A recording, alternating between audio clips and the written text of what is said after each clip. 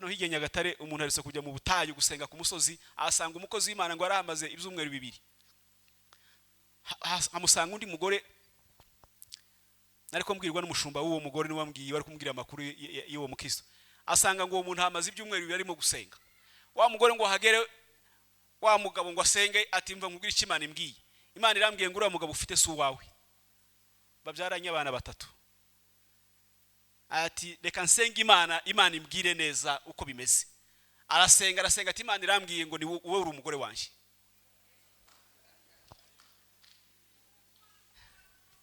Abantu batari maso mu gicuku bari mu kubakura mu ngo zabo. Ubuhanuzi bw'ibinyoma akamubwira ngo umugabo basazanye, akamubwira ngo ntabwo ari umugabo wawe. Kandi abantu bose binjije mu buryo bw'umwuka ahita byumva, akumva ko ari byo. Ukeneye gusenga ngo ube maso, uzamuke mu mbaraga z'umwuka, umenye ibiti no gutambuka muri no misi ya none. Wa mugore yaramanutse ngo ashike asezera umugabo. Aramubwira ngo Imana yavuze hano hari umuntu w'Imana umaze ibyumweru 2 ku musozi. Muzi ko umuntu yomara ibyumweru 2 akoreshwa n'abadayimoni. Ntabwo kuba ku musozi bisobanure kuba urimo gukorana n'Imana. Kuko biravuga ngo ubuhanuzi bwose mu bwenzuze ijambo ry'Imana. Uwo muhanuzi ukubwira ngo umugabo mubyaranye abana bari mu bigo by'amashuri ko muri mwarasezeranye ufite itorero barizwamo ngo su wawe, wumbe yamurebye aramwifuza, abona yamucikana akamujyana mu yaragiye kumutwara mu Bugande. Asezeye umugabo we, umugabo ati siki niki kibaye. Umugabo akorera ni Kigali, apagasira abana be, apfa nabi n'urugo rwe. Umugabo ararira ariko aravuga ngo reka ajye asange umushumba ajye kumubwira icyamubaye. Uwo mushumba ni umugabo w'Imana wuzuye umwuka wera. Ngo ashike bagisha inama umushumba, kamushumba aramubwira ati nagize ikibazo mu rugo rwanjye. Hano haruguru hari umugabo uri ku musozi urimo gusenga, bavuze ngo uyu mugore si uwanjye. None umugore yansezeye ko agiye kugenda, yabonye undi mugabo. Wa mushumba arahaguruka aragenda ajya gusanga ba mugore, aramwinginga kubwa amahirwe bagumye barabanye. Aramubwira ati wewe aho wasengeye turamenya gutandukanya imyuka y'abadayimoni. Bibiliya yavuga ngo Yesu niwe bivuze ngo abavuga ngo mwami mwami sibo bazinjira mu bwami bw'Imana, keretse gusa ukora ivyo data wo mu ijuru ashaka. Acu tubigisha kureba ivyo ngivyo bitagira umumaro, ugafata umwana wawe aho kumutoza gusenga, ukamutoza kureba ibintu bimufiteho ubushobozi no kuzagira ngo umugarure bizakugora. Bivuga ngo iyo Satani n'umuhanga, iyo abonye wasizire mu buryo bw'umwuka, ntiyanakwemerera no kumenya n'ibyo wereka abana bawe. Akubona uri umuntu usinziye kandi ukanuye mu maso, ureba mu maso ukabona urakanuye. Ariko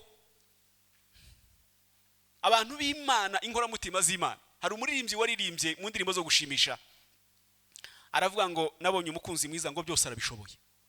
Haleluya.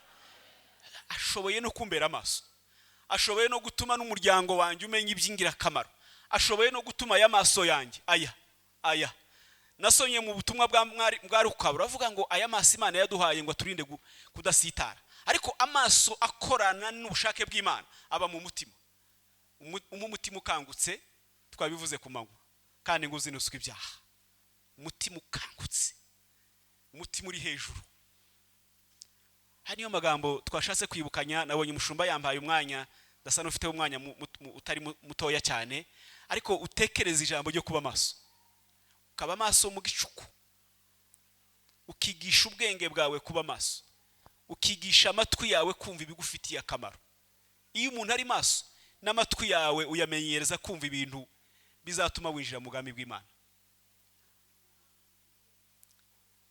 Adamu na Eva mu ngobyi y'Edeni, buriya amasezerano yo kuba muri Edeni ntabwo Imana yayakoranye na Eva, yakoranye na Adamu kuko niwe wabanjije mbere. Baraganira icyitonderwa, ariko umunsi umwe birivuga ngo Adamu abaye nk'uwita agenda gato yavuye kuri Eva, inzoka irazira amubwira ngo ibyo umugabo yakubwiye ni ibinyoma. Amutega amatwi baraganira. Buriya Satani ikindi gikunda, ikunda kwitega amatwi. Iyo igize amahirwe ikabona ufite umwanya wo kwitega amatwi, ihita yinjira mu matwi yawe ikayangiriza, bigatuma kuba maso mu buryo bwo mu mwuka utakibishoboye. kuko wateze satana amatwi cyane urumva uregera, kuko na Bibiliya ivuga ngo ni wegera ukumva, kwegera ukumva. Ushobora gutanga umwanya wawe. Abakristo benshi kubera kutaba amaso, umwanya wabo bawutanze mu kumva abadayimoni bavuga, akwikiriza akumva yaryohewe. Hari umunsi umwe ari igitabo kimwe nasomye cy'umugabo umwe bavuze ngo umunsi umwe yarasenze Imana, asenze Imana ngo Imana imwereka ngo umugore w'umushumba w'itorero rimwe, ngo abona ngo umudayimoni ngo amwicaye mu bitugu, yicaye hano ku bitugu, ngo arimo kumuganiriza, ngo uwo mugore araryoherwa cyane, ngo aryoherwa n'ikiganiro uwo mudayimoni wicaye ku bitugu bye yamubwiraga, araryoherwa ngo amutega amatwi. Byarangiye atandukanye n'umugabo. Uwo mugore w'umushumba ajya mu busambanyi, mu burayi. Muza abantu benshi abadayimoni bicaye ku bitugu bari mu gukura mu ngo zabo. Umuntu agasezerana akambara impeta, agagara imbere y'iteraniro nk'iri, akavuga ngo tuzabana akaramata, tuzatandukanywa n'urupfu. Abashumba bakabihamya imbere y'Imana, agasinya mu gitabo. Ariko barangiza tukajya kugora leta ngo bagiye kongera kandi gutandukana. Ari umukirisitu agaso akajya gushaka undi mugabo cyangwa umugore wa kabiri. Iyo umuntu atari maso mu buryo bw'umwuka, imyumvire yose y'abadayimoni iramuyobora. Haleluya. Dufite intambara zuko tutashatse, kandi urabona icyifuzo gihari mu bakirisitu si cyo kuba maso. Cyifuzo Imana ihabwa icubahiro. Kadusome ijambo ry'Imana mu gitabo bamusomye n'ubushusomye hariya naturebere mu bami ba gitabo cy'abami ba mbere igice cya 3 umurongo wa 16, abami ba mbere igice cya 3 umurongo wa 16 ararangiza umurongo wa 22. Ijambo ni ryarindi no kuba maso hagati mu gicuku. Umutwe w'amagambo uravuga ngo Salomo acira abagore babiri imanza. Bukeye abagore babiri b'abamaraya basanga umwami, bamuhagarara imbere. Umwe muri bo aravuga ati, Nyagasani, nabanaga n'uyu mugore mu nzu imwe, bukeye turi kumwe mu nzu mbyara umwana. Maze iminsi 3 mbyaye, uyu mugore nawe abyara turi kumwe. Nta mushyitsi wari kumwe natwe muri iyo nzu keretse twebwe ubwacu.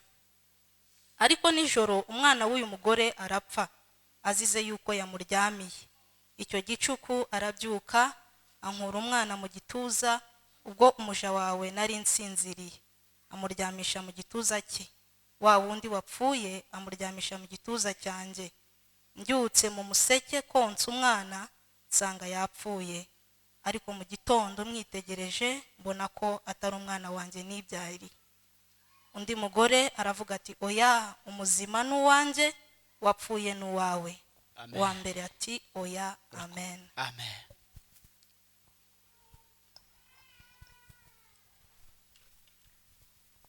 Imana ishimwe kandi Imana igumugisha. Usomye neza, turi muri rya jambo ryo kuba maso ariko mu gicuku. Twabisobanuye tuvuga ibicuku, igicuku cy'ubuzima, igicuku cy'intambara, igicuku cy'intambara hagati y'abavukana, igicuku hagati mu itorero mu abantu basengana, igicuku hagati y'umugabo n'umugore, igicuku abantu bari mu gicuku. Icyo nkundira Imana nuko hagati muri ico gicuku Imana izikomeza ikaba Imana. Haleluya. Mana igicuku kitaraba ntabwo ushobora kubona Imana. Ariko abantu bose b'Imana, inkora mutima z'Imana, Imana ibatabara iyo bamaze kwinjira mu buzima bw'igicuku. Ariko kugutabara kw'Imana uri mu gicuku igutabara iyo uri maso. Ari mwe nigeze kubona umugabo iwacu twabanaga, yakundaga Imana, agakunda akagira impano yo kwakira abashyitsi. Ariko umugore we akanga abashyitsi mu rwego rwo hejuru. Uko umugabo yari yarazamutse mu rwego rwo kumenya impano yo kwakira abashyitsi, niko n'umugore nawe yari yarazamutse mu rwego rwo kwanga abashyitsi. Nimwumve namwe bene icyo gicuku mw'abantu mwe. Umugabo agakunda Imana, agakunda abantu b'Imana binjira mu nzu akabura icyo. Hari igihe yajyaga kuvoma amazi, akazana amazi kugira ngo arebe ko abashyitsi byibuza bahembuza amazi. Yari umukene, yari umukene w'ibintu bifatika ariko akaba umukire wari ufite umutima ukangutse. Umunsi umwe hinjira abashyitsi batateguje, abashyitsi 8 binjira mu nzu. Binjiye mu nzu basanga umugore amaze gutegurira umugabo we byo kurya bikeya n'abana be. Wa mugabo abashyitsi ngo binjira aragurusara bahobeye, atangiye kubakarabisha ati turya ibi ngibi nibirangira umwe atore rimwe nta kundi, arimo guseka yuzuye umwuka wera. Ariko abantu bari maso mu gicuku batera imbabazi ba. Haleluya! Ariko uzinjire mu rugo rw'abantu batamenye Imana, batayimenyeye mu gicuku, ujye winjira mu kabura ahungira.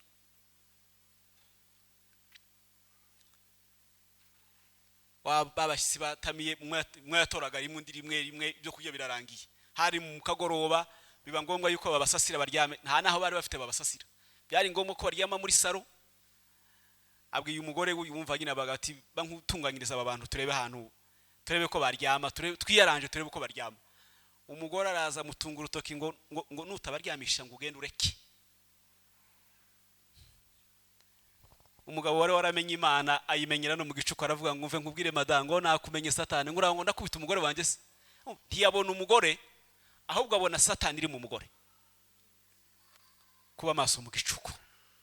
Aravuga ngo Satani nakumenye, dore wiyoberanyije winjiye muri madamu, ningiye ushaka ko ndakaranga mukubita ariko nakumenye kare, sinakubita madamu. Haleluya! Zarangiye uwo mugore apfukamye abashyitsi bamaze kugenda. Aravuga ngo nakugerageje igihe kirekire ariko none uransinze birarangiye.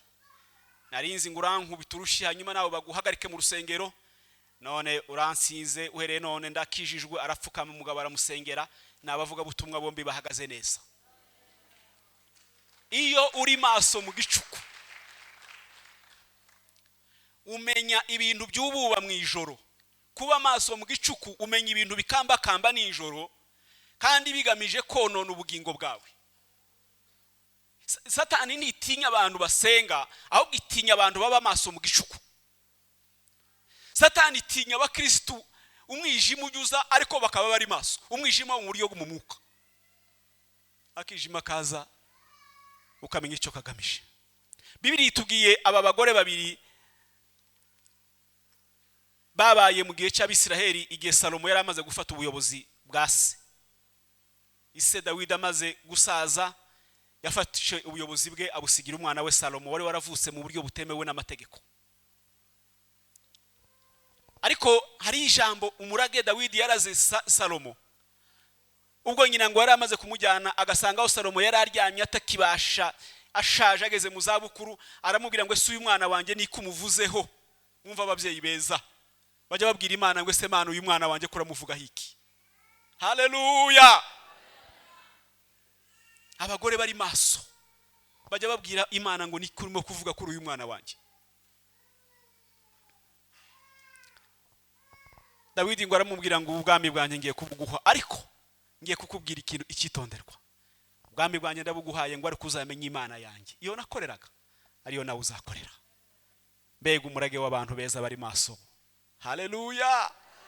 Salomo mwana wanjye ujye umenya Imana ya so, iyo yakoreraga abari nawe uzakorera. Mirage y'abantu bari maso baza baraga neza abana babo. Salomo iryo jambo ngo arita mu gutwi. Ntaho tuya tubona Salomo yize amashuri asanzwe, ntaho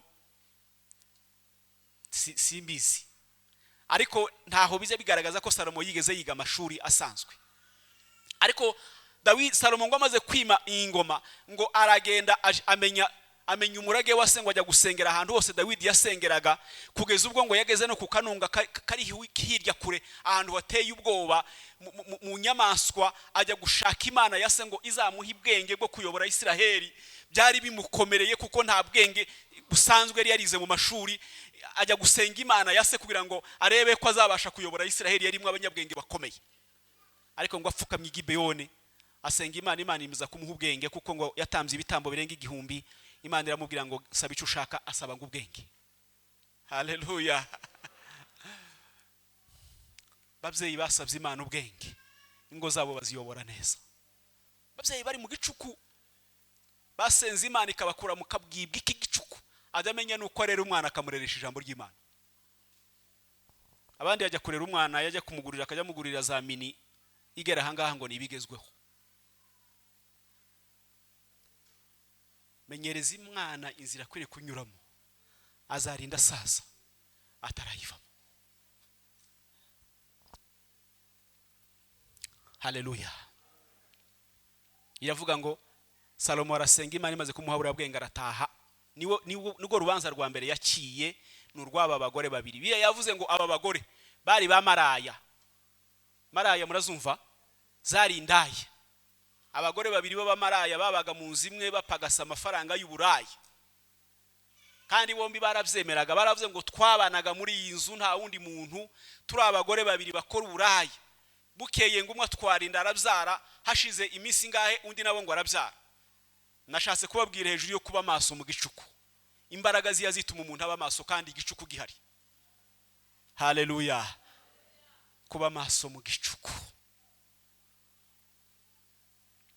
Aba bagore bamaze hari ikintu cyabaye.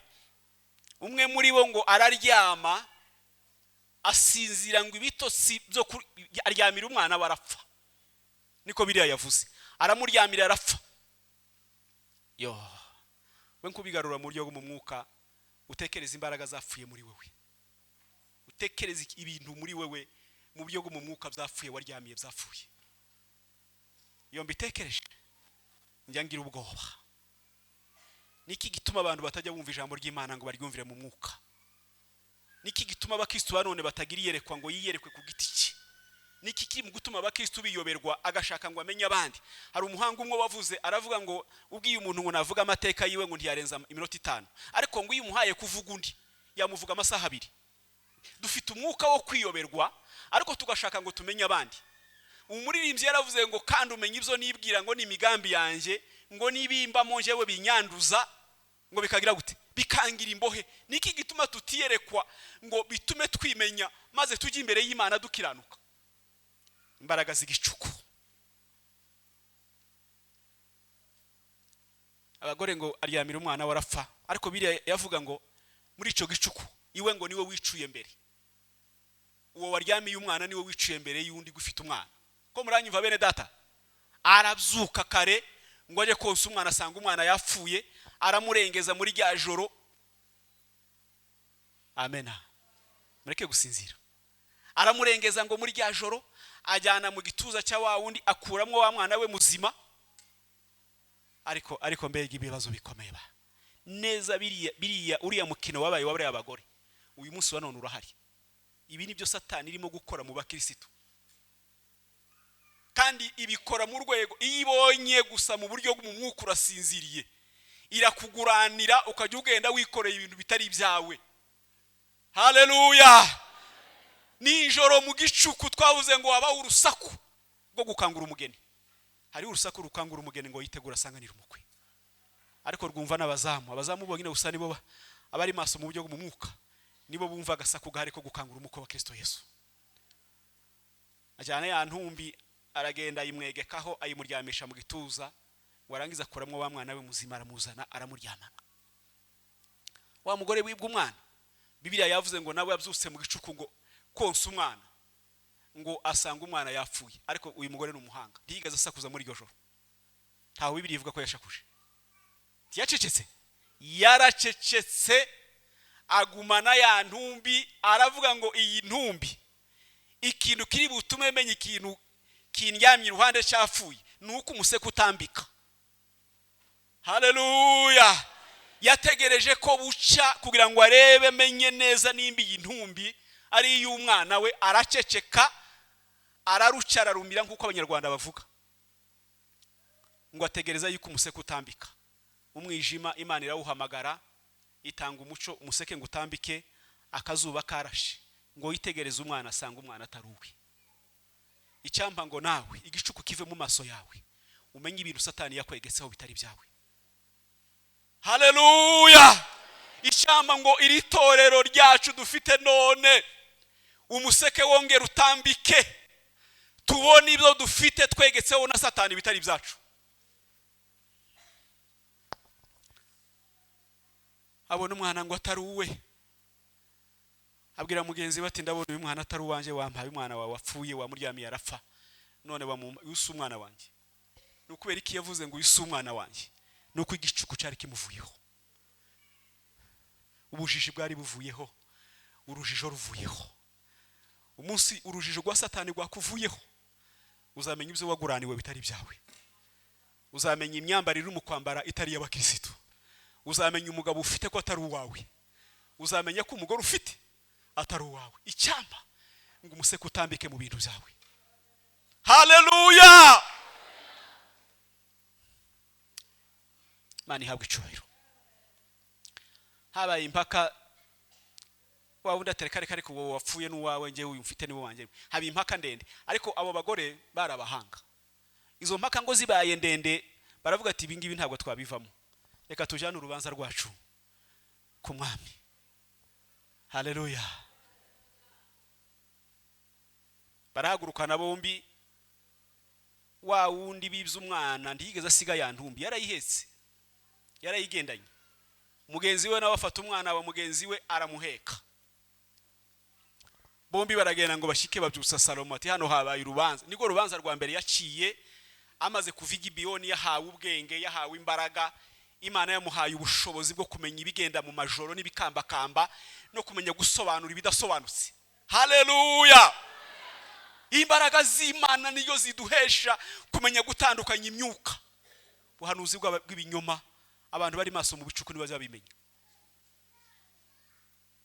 Ariko abandi hano hirya Nyagatare, umuntu aretse kujya mu butayu gusenga ku musozi, asanga umukozi w'Imana ngo arahamaze ibyumweru 2.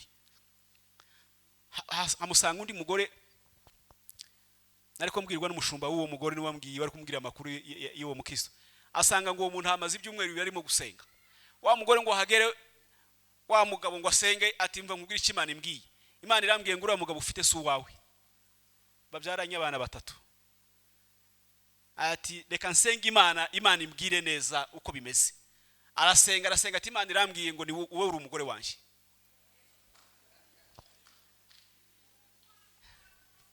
Abantu batari maso mu gicuku bari mu kubakura mu ngo zabo. Ubuhanuzi bw'ibinyoma akamubwira ngo umugabo basazanye, akamubwira ngo ntabwo ari umugabo wawe.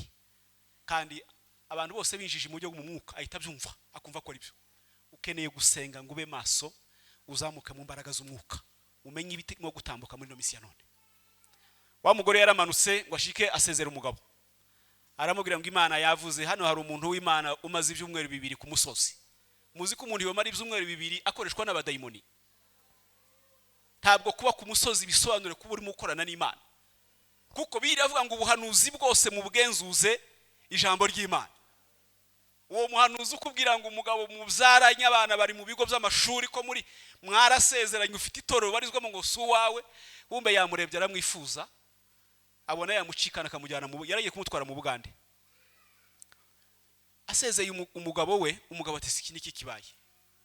Umugabo akorera ni Kigali, apagasira abana be, apfa nabi n'urugo rwe. Umugabo ararira ariko aravuga ngo reka ajye asange umushumba ajye kumubwira icyamubaye. Uwo mushumba ni umugabo w'Imana wuzuye umwuka wera. Ngo ashike bagisha inama umushumba, nkamushumbana aramubwira ati nagize ikibazo mu rugo rwanjye. Hano haruguru hari umugabo uri ku musozi urimo gusenga, wavuze ngo uyu mugore si uwanjye. None umugore yansezeye ko agiye kugenda, yabonye undi mugabo.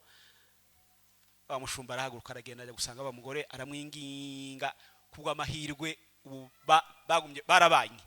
Aramubwira ati wewe aho wasengeye turamenya gutandukanya imyuka y'abadayimoni. Bibiliya avuga ngo Yesu ni wabivuze ngo abavuga ngo mwami mwami sibo bazinjira mu bwami bw'Imana, keretse gusa ukora ivyo data wo mu ijuru ashaka. Ugo rugo rwasuye gusubirana ariko rwari rugeze mu marembera. Uko mbabwiye mu munsi y'amake ariko byatwaye umwanya muremure. Mugabo arahungaza ni Kigali, aza mu kazi asigataye, aravuga ngo uko nta kundi ko byagenda kose urugo rwanjye rwatewe. Ariko umushumba mukozi w'Imana aza guhagarara arasenga, amugira inama. Wa mugabo w'umudayimoni aratsindwa. Tidushobora kumenya abo Satani akoresha mu majoro mu gihe tutabaye maso mu buryo bw'umwuka. Haleluya! Tube nk'abaha data wo mu ijuru icubahiro. Icifuzo ngufitiye nico kuba maso mu gicuku. Nimba utarasenga ngo umenye aho ugeze, aho tugeze none tugeze mu gicuku gikomeye cya saa 9, mu gicuku cyo mu buryo bw'umwuka. sivuze igicuku gisanzwe cyo n'Imana yakiremye. Aba bagore babiri bageze ku mwami batangira kuvuga. Umwe aravuga ngo uyu mwana banshizeho si umwana wanje, mugenzi wanje yaryamiye umwana, yaryamye ibitotsi byo kuryamira umwana arapfa, arangije nsinziriye, avuga intege nkeze, aravuga ngo ngewe nsinziriye nashizweyo. Ibaze umuntu kuza kugutwara umwana akamukura mu gituza cyawe. Babyeyi, murabona ukuntu bikomeye? Urumva ibyo bitotsi ukuntu ufite imbaraga no mu mwuka niko bimeze.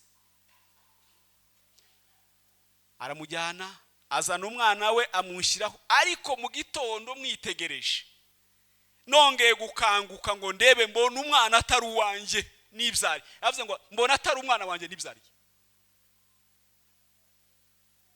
Wa mugore wundi nawe ati reka karabesha, uyu mwana wapfuye n'uwiwe. Izo mpaka ngo ziba ndende cyane. Murabizi ayo makuru, impaka ziba ndende, zikomeza gukururana umwanya muremure. Ariko Salomo ngo aje kuzikemura, abwira abagaragu biwe. Biravuga ngo nabagaragu biwe yabwiye. Arabwira ngo bagende bamucyariza inkota, uyu mwana mucemo kabiri. Baragenda ngo bacyaza inkota y'abami, zari inkota ndende cyane. Barayityaza neza bayicisha.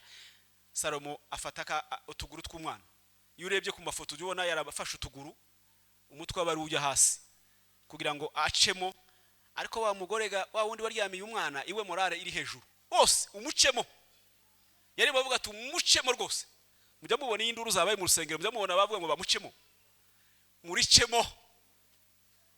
Iyo abo bantu ntaho bagiye barahari, no mu itorero barahaba, no muri korari barahaba. Iyo habaye akavuye muri korari badavuga ngo ni mu mucemo. No mu mashami yose y'itorero abo bantu bamucemo babamo. Ndavuga ibyo mutazi bibaho rwose. Ariko akaba abandi bavuga batega amaboko bakavuga ngo data uyu murimo aho kugira ngo ucike utugirire neza mana we. Abandi bagahora bateza amaboko, ariko abandi bo ni mucemo.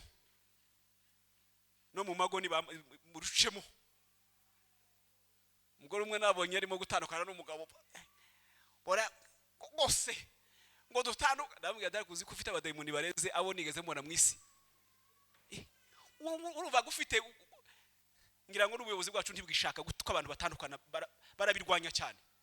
Mujya mugabanyiriza n'ubuyobozi bwacu, mwuzure umwuka wera. Itorero twebwe tugomba kubaho dufasha ubuyobozi bwacu kutajya muri izo manza zo gutandukana.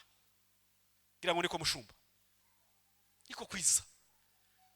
Dutanga urugero rwiza, twubake ingo zacu ziri ku rutare, zuzuye umwuka wera, tworohereza ubuyobozi bwacu za gatanya za buri munsi.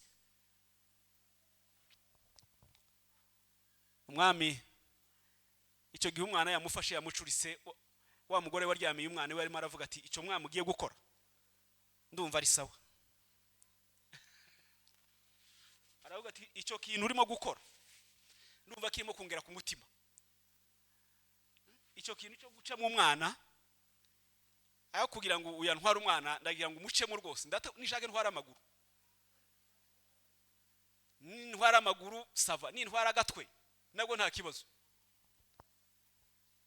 Wa mugore nyiri mwana we arapfukama aravuga ati nyakubaho, uyu mwana yamvuye mu nda, aho kugira ngo umwana wanjye umucemo kabiri, muhe mugenzi wanjye. Byibuze tuzajya duhura no mu muhanda, menye ko umwana wanjye ariho. Murumva izo mpuhwe z'ababyeyi? Murumva impuhwe za nyiri mwana, ba nyiri murimo, ba nyiri itorero? Abantu bari maso, uyu mwana ureke kumucamo kabiri, mumpere mugenzi wanjye. Mwami Salomo aravuga ngo menye nyiri mwana, uyu mufitiye impuhwe niwe nyiri mwana.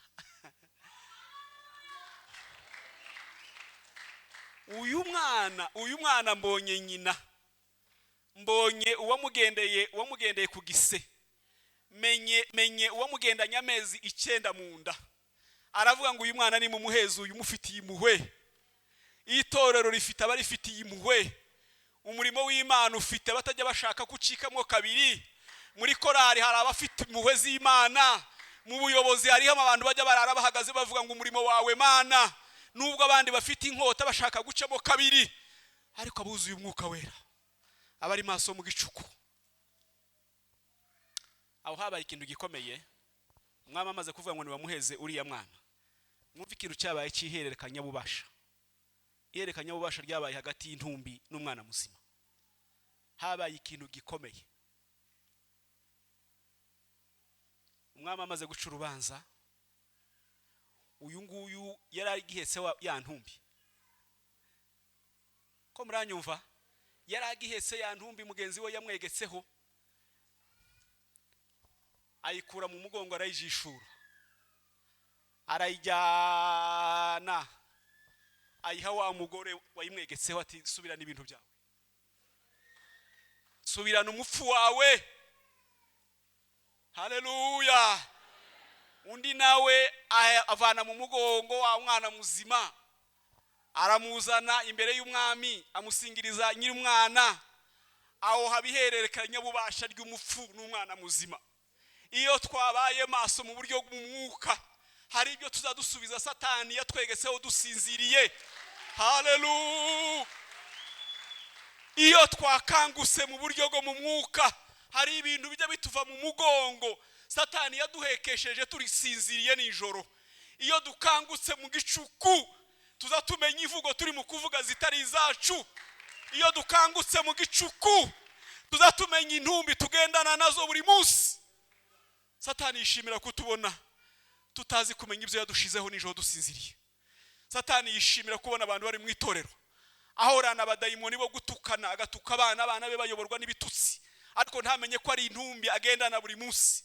Satani yishimira kukubona uba mu itorero utajya wumvira ubuyobozi, iyo ni intumbi ugendana nayo. Satani yishimira kubona abantu bari muri korari ariko batazi kubaha ubuyobozi, kubera iki? Bafite intumbi Satani yabegeseho nijoro basinziriye.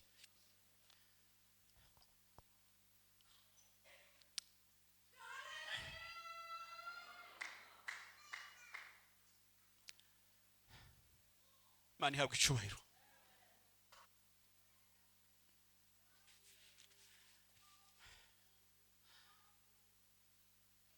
Aravuga ngo subirana ibintu zawe. Nubwo nasinziriye ibitotsi bigatuma nkura umwana wanjye mu gituza, icyaha gikomeye yari yakoze, ikibazo gikomeye uyu mugore yari afite nicyo gusinzira ibitotsi kugeza aho mugenzi we akamukuraho umwana muzima akamujyana, agasohoka akazana intumbi akayimushyiraho, akaryamana n'intumbi ijoro ryose. Abakristo muri iki gihe, kera kantu kabaye mu gihe cy'Abisiraheli, kira kintu cyabaye cyabari abagore babiri, riracyari isomo rikomeye muri twebwe n'umunsi wa none. Haracyariho abantu bakiryamira abana babo, impano zikaryamirwa, impano igapfa. Mbere hose Yohana niwe wanditse mu butumwa ngira ngo bwa kabiri, ubwandiko rwo bwa kabiri, yaravuze ngo umuntu wese aguma uko yari agihamagarwa. Mbere ugihamagarwa ugitinya icyaha n'igisa naco, wari ugifite umwana wawe urimo kumwonsa. Kera ugitinya icyaha cy'ubusambanyi, wari ukirimo wonsa umwana wawe, uruhinja rwawe rumeze neza muri wewe. Kera utaratangira ibyaha no kwiyambika ubusa, ibintu bikojeje isoni, umwana wawe yari akiri mu gituza, ariko umaze gusinzira ukamuryamira, Satani yagukuyemo y'amaso akurebera atumutinya icyaha. Satani yakuramo agushyiraho ibindi bintu bimeze nkabyo, ugenda witiranya ibintu byose wabihinduye nibisanzwe. Ukeneye gusubira n'umwana wawe mu gituza. Haleluya. Ukeneye gukura mu mugongo umwana wapfuye, ukeneye gukura amaso apfuye atakikurebera neza mu buryo bw'umwuka, ngo Imana igusubiza amaso yawe ya mbere, ukigira inenesi y'icyaha n'igisa naco. Imana ikeneye kubona abaririmbyi buzuye umwuka wera, bafite ubwenge, bagifite uruhinja rwabo, baririmbira mu kuri no mu mwuka. Haleluya.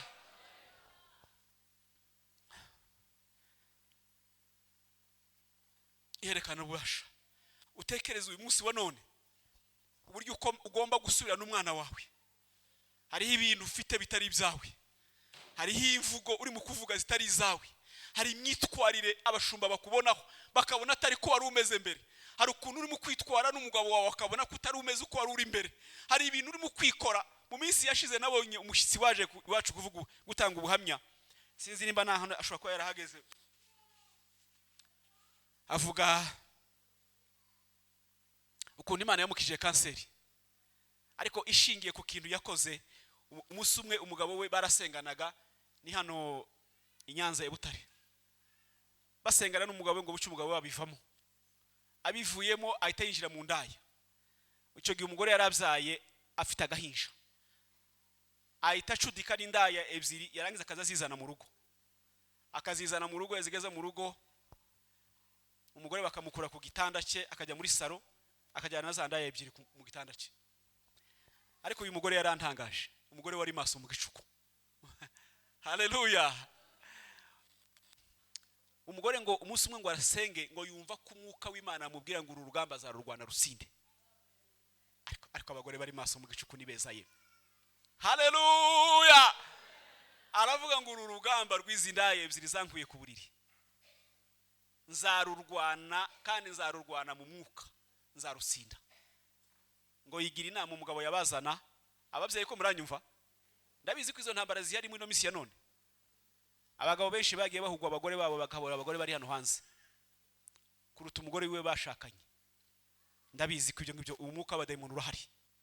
Irari ry'abagore bari hanze n'irari ry'abagabo bari hanze y'urugo rwawe, kumva kuko ari bo baruta umugabo wawe. Izo ni imbaraga z'abadayimoni zo mu gicuku. Ariko abagore bari maso barabizi. Umunsi umwe ngo yigira inama, aravuga ngo aba bagore buri munsi uko baje yabazanaga buri joro saa 5 z'ijoro.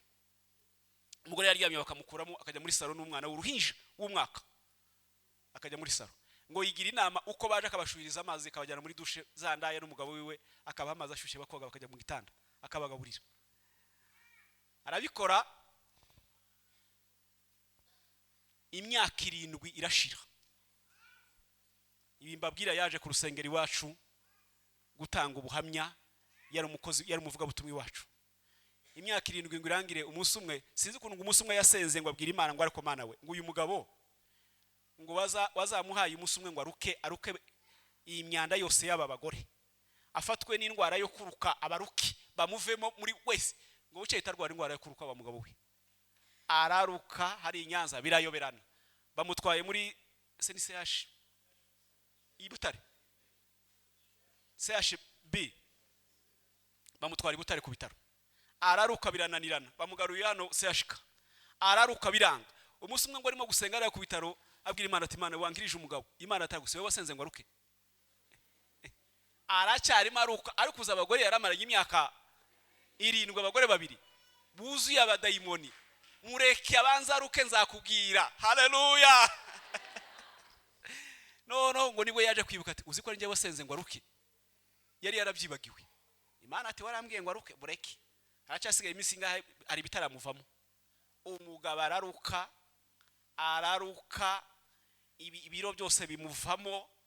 Umunsi umwe gukuruka kurahagarara, aramujyana asubiriwe mu rugo. Bageze mu rugo, wa mugabo abwira umugore ati ndashaka yuko ujya kumbwirira pasiteri akaza hano. Pasiteri araza, aravuga ati icyo nguhamagara ngiye kwihana, ariko kwihana kwanjye kose gushingiye kuri uyu mugore. Ariko uyu mugore wanjye ni umukirisitu yemwe. Umugore nagerageje imyaka 7 narakuye ku gitanda. Icyo gihe umwana yari aragiye ku ishuri, yari afite umwaka umwe.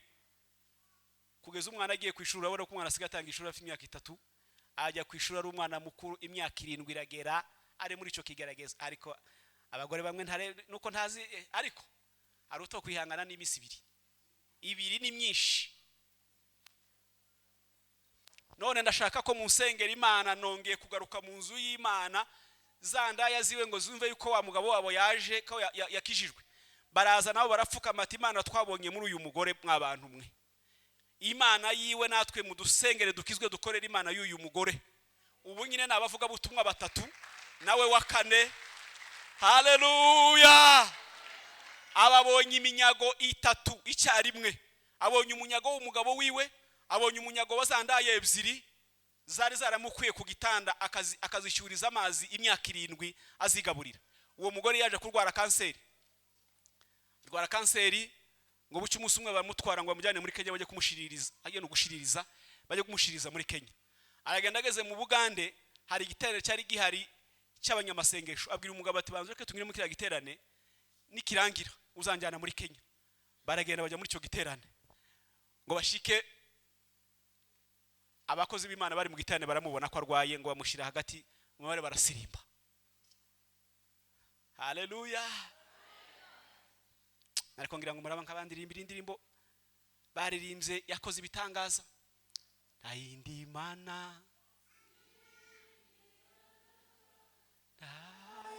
nzashira nzira zanje ayindi Mana nzira Yesu ubwenge. Haleluya. Bararirimba yari afite igisebe hano mu rubavu cyabaga mwinyu cyaraboze.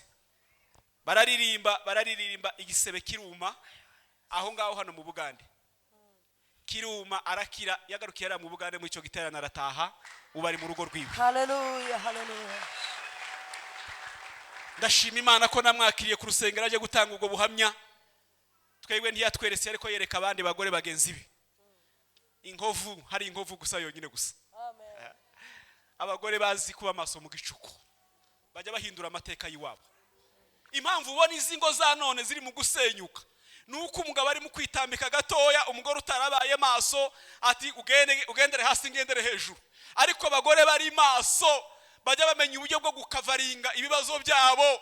Iyo bari maso mu gicuku bamenya icyo Satani yabegetseho. Haleluya. Haleluya. Iki ni igihe cyo gukora iherekanya bubasha. Uriya mugore yatanze umufu bari baramwegetseho. Uriya mugore nawe azana umwana muzima musubiza mu gituza cya nyina. Uyu mugoroba bareka Imana igusubiza ibintu byawe wanyazwe mu izina rya Yesu. Imana igusubize ibyo wanyazwe mu izina rya Yesu Kristo. Imana ni igusubiza amaso y'umwuka. Imana ni igusubiza impano zawe wanyazwe. Imana ni igusubize gukorera Imana mu buryo mukuri no mu mwuka. Imana ni igusubize ubwenge bwo kubasha kuba mu rugo rwawe. Imana ni igusubiza umwana wawe asubire mu gituza cyawe. Yongere kandi yonka amabere yo mu mwuka. Bibiri zitubwira umunsi wa Elizabeth na Maria bahura ngo barahuye ngo baramukanye impinja ngo ziri munda ngo zirasimbuka. Uyu mugoroba impinja uruhinja ruri muri wewe ntigwasimbuka. Ibihe byawe byiza ntibizasubira muri wewe ngo wongere usubize umwana wawe mu gituza. Imana tugire neza. Tugiye gusenga Imana ariko ndagira ngo mwongere muhaguruke tuwe nkabavuga ngo nta yindi Imana nziringira namba. Hanyuma dusengera abantu b'Imana. Mushumba araza kumfasha. Tugusengere usubize umwana usubirana imbaraga zawe usubirana ibihe byawe usubirana ubwenge Imana yarera guhaye. Ayindi Mana singira namba ayindi nzashira Ube nk'abatamukara zira zanje ayindi ayindi Mana